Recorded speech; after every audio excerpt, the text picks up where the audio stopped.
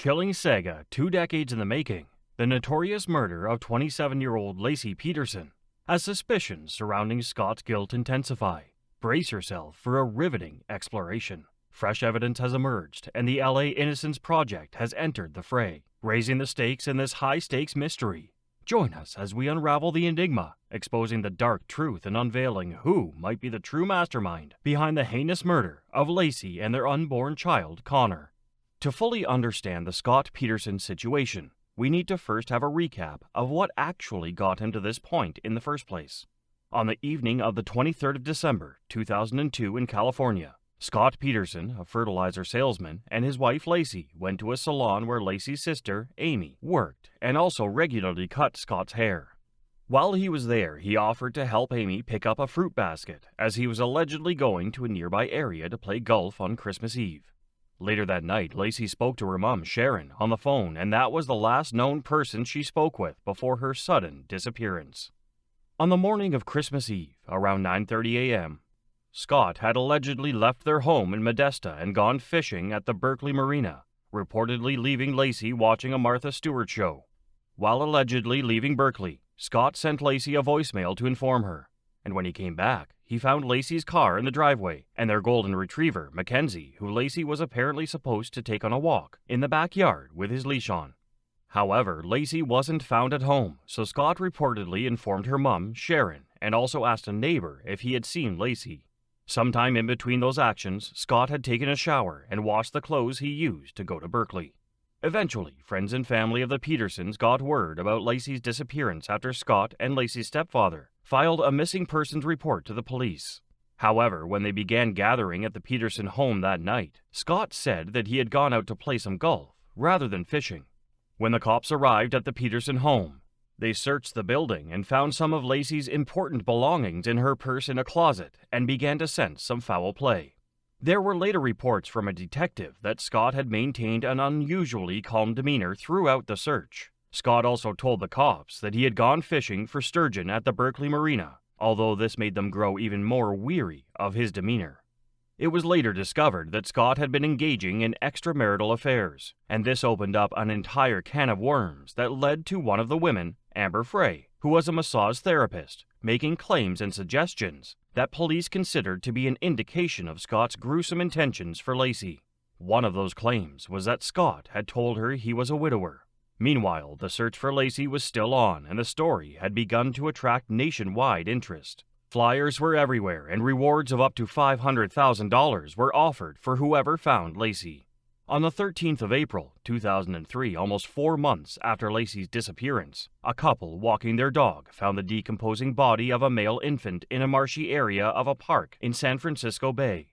A day later, the very decomposed headless body of a recently pregnant woman missing several other body parts washed up around a mile away from where the baby was found, and was found by a passerby. The discovery of these bodies, which were confirmed to belong to Lacey and her unborn child, prompted the detectives to begin tracking Scott's movements, as there were fears of him escaping to Mexico. The FBI and the police department also conducted forensic searches of his home and his new boat, and hair strands were found on the boat and taken for DNA testing. Scott knew they were onto him, and probably thought about escaping because on the 18th of April, he was arrested near a golf course with his hair dyed a different color, his car packed with survival gear, camping equipment, as well as multiple phones and licenses, and nearly $15,000 in cash. Scott was arraigned and charged with 2 felony counts of murder with premeditation and special circumstances, to which he pleaded not guilty. His trial began on the 1st of June, 2004 and ended on the 12th of November when the jury convicted Scott of 2 counts of murder with prosecutors mostly relying on circumstantial evidence rather than forensic ones. After a jury hearing, Scott was sentenced on the 16th of March to death by lethal injection and ordered to pay $10,000 towards the cost of Lacey's funeral. However, Scott appealed his sentence in July 2012, and after over 8 years, the death sentence was overturned by the Supreme Court of California on the 24th of August, 2020, after it was revealed that the trial judge had improperly dismissed jurors who opposed capital punishment. There was no true evidence linking the disappearance and death of Lacey Peterson to her husband, Scott. All there really was to the detectives was their instincts and Scott's possible motives. So, could it be that Scott was innocent? Let's explore some of the murder theories to find out the possibility. One of the theories involved a boat Scott owned.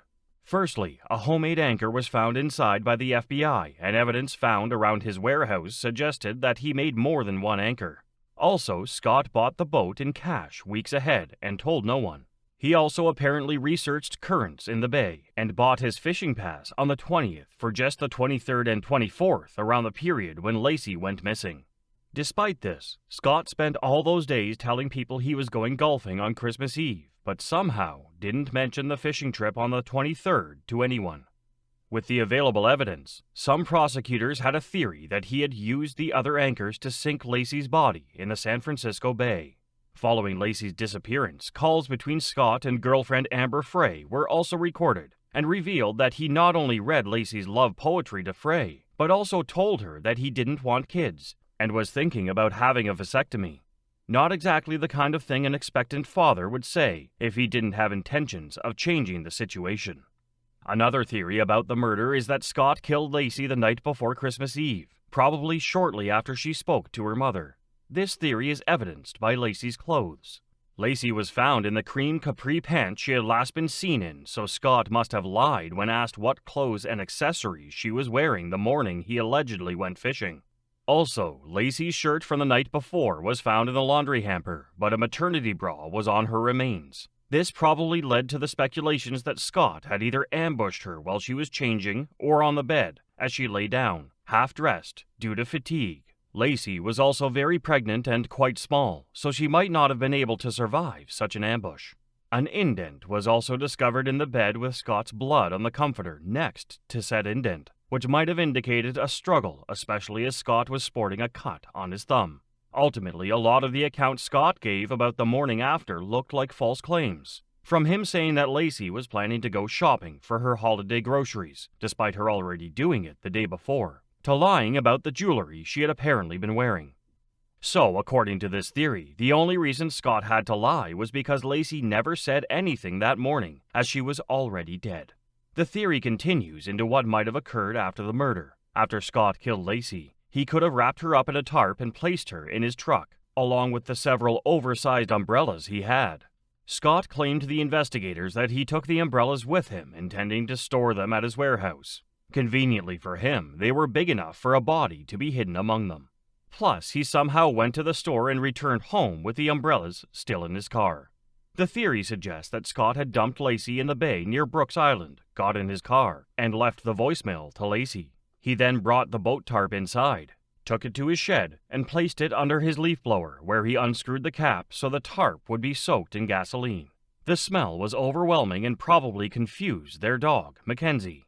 The theory also notes that Scott never tried to call Lacey again, not even after he got home and realized she was missing.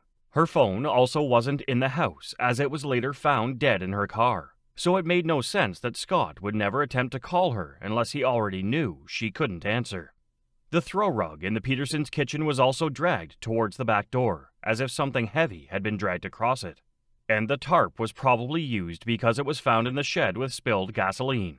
Also, the neighbors saw Scott lifting a heavy thing into the back of his pickup truck.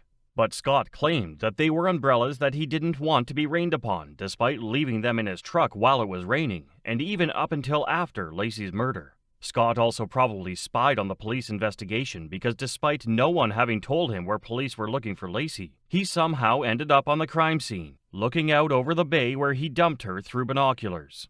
And finally, Scott never asked the police for an update.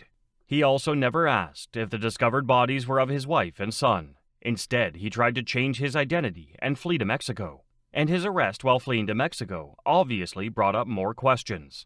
It looks obvious that Scott had something to hide when he dyed his hair red, met his brother at a golf course to get cash and a credit card, filled up his car with water bottles, a gun, Viagra, and most suspiciously, printed directions to the office of Amber Frey, the woman he was having an affair with.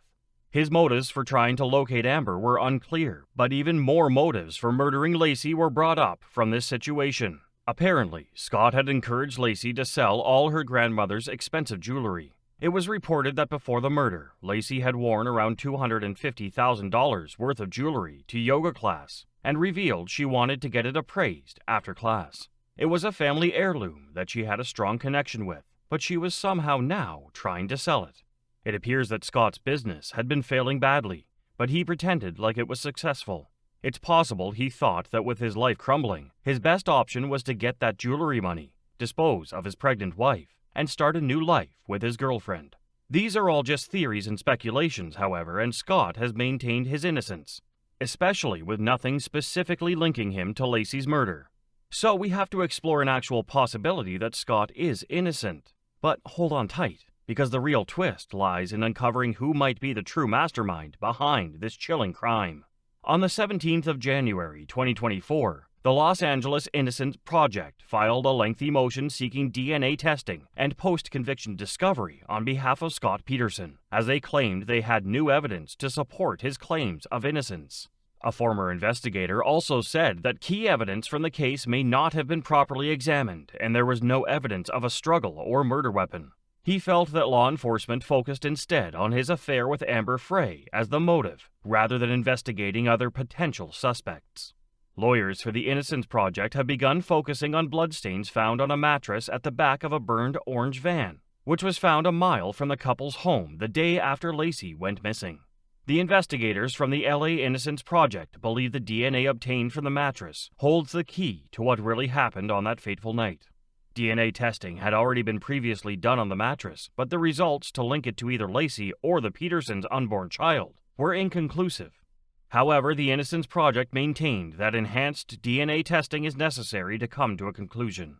If they eventually do find Lacey's DNA on the mattress, it could change almost 20 years' worth of indictments against Scott and possibly give him a lifeline, as he might have something to back up his innocence claims. And this brings us back to the question of who else could have murdered Lacey if it wasn't him. Scott's attorneys claimed that someone else could have abducted Lacey while she was walking their dog and murdered her. There is some evidence to suggest that a burglary took place opposite the Petersons' Modesto, California home the night before Lacey was announced missing.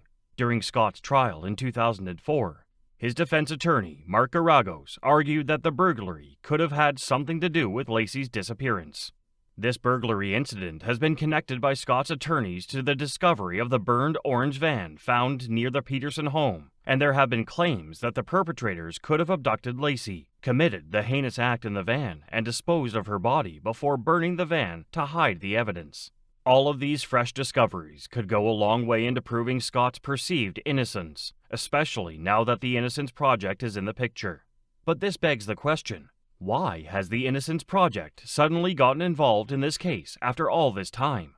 It came as something of a shock when the Los Angeles Innocence Project decided to get involved in the Scott Peterson case, especially after over 2 decades. But being a nonprofit organization known for its work to exonerate wrongly convicted and incarcerated individuals, its lawyers have argued that Scott's state and federal constitutional rights had been violated and called for a fresh review of evidence. They also requested for video interviews conducted by police, which showed one of the men involved in the burglary reportedly admitting to have been spotted by Lacey as he broke into the house. There was also a witness who mentioned seeing a pregnant woman fitting Lacey's description, being forced to get into a van. The Innocence Project is ultimately trying to at least get the now 51-year-old Scott Peterson a new trial after he was denied one back in 2022. They could well get the opportunity in the near future, but whether they will be successful is yet to be seen. However, they do have a great success rate for overturning convictions, especially using DNA. If the Innocence Project can somehow prove Scott innocent, then we could find out that everything we've known about the Scott and Lacey Peterson case might have been false. And at that point, the question on everyone's mouth would be, who really murdered Lacey and Connor Peterson? Don't miss out on this riveting journey into the dark side of parental betrayal in our next video, when evil parents get arrested for taking their kids' lives.